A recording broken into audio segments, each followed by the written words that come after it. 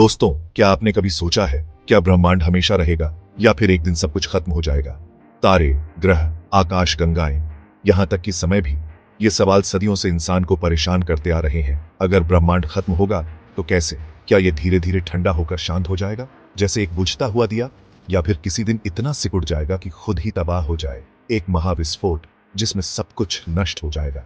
या फिर एक ऐसी घटना होगी जिसके बारे में हम सोच भी नहीं सकते, जिससे पूरा ब्रह्मांड एक झटके में गायब हो जाएगा?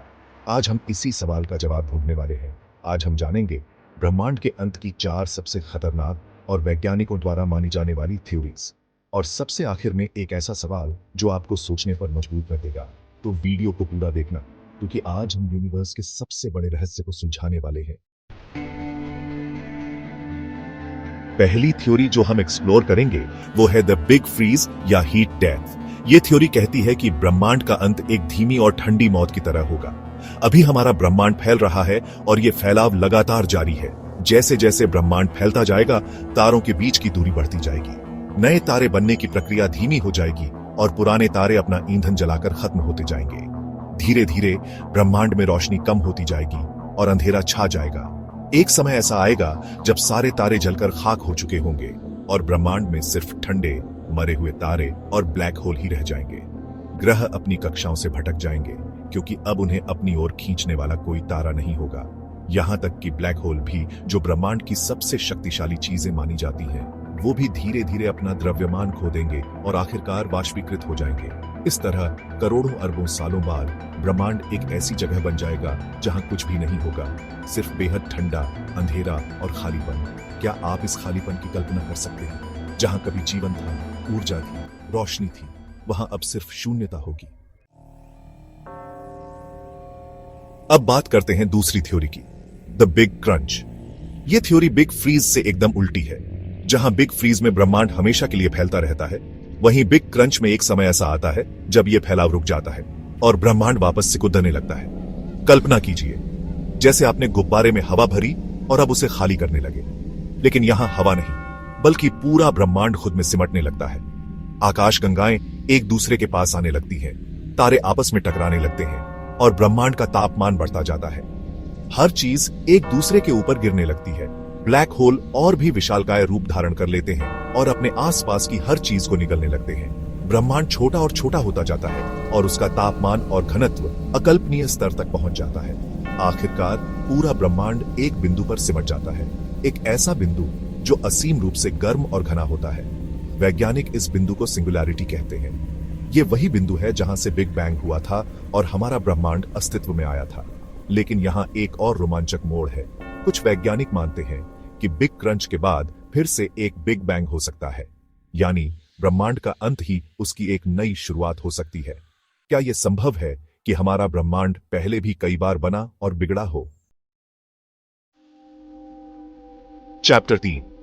अब आते हैं तीसरी थ्योरी पर, जो शायद सबसे विनाशकारी है, द बिग रिप। इस थ्योरी के अनुसार ब्रह्मांड का फैलाव न सिर्फ जारी रहेगा, बल्कि उसकी गति और भी तेज होती जाएगी।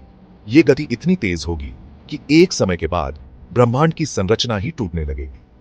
गुरुत्वाकर्षण बल, जो तारों को आकाश गंगाओं में बांध कर रखता है, वो कमजोर पड़ी गिरने लगेगा। सबसे पहले आकाश गंगाएं बिखरने लगेगी, तारे अपनी कक्षाओं से बाहर निकल जाएंगे और अंतरिक्ष में भटकने लगेंगे।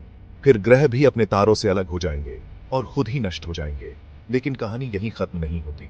बिग रिप में विनाश का यह सिलसिला परमाणुओं के स्तर तक पहुंच जाता है। जी हां, आपने सही सुना।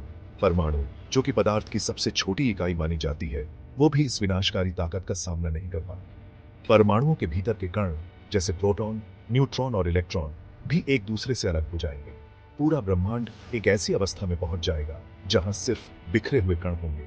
कोई तारा नहीं, कोई ग्रह नहीं, कोई परमाणु नहीं, सिर्फ अनंत ऊर्जा। क्या यह डरावना नहीं है?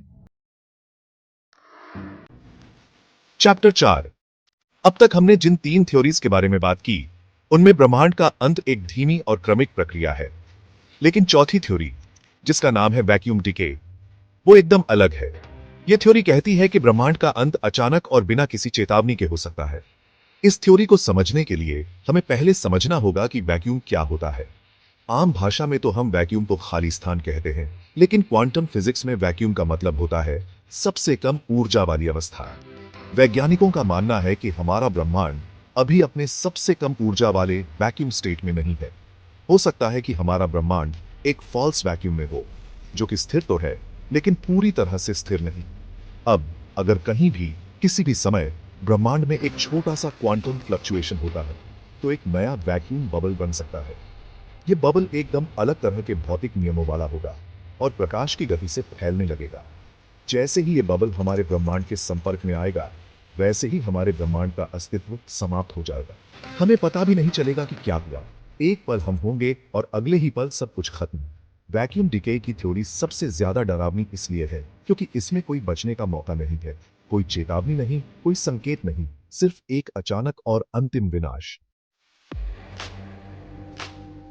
तो दोस्तों, ये थी ब्रह्मांड के अंत की 4 सबसे खतरनाक थ्योरीज। अब सवाल ये उठता है, अगर ब्रह्मांड खत्म होगा तो क्या इंसान उसे बचा पाएगा, या फिर हम बस इंतजार करेंगे कि ये सब कब होगा? आपको क्या लगता है, ब्रह्मांड कैसे खत्म होगा? Big freeze, big crunch, big rip या वैक्यूम डिके?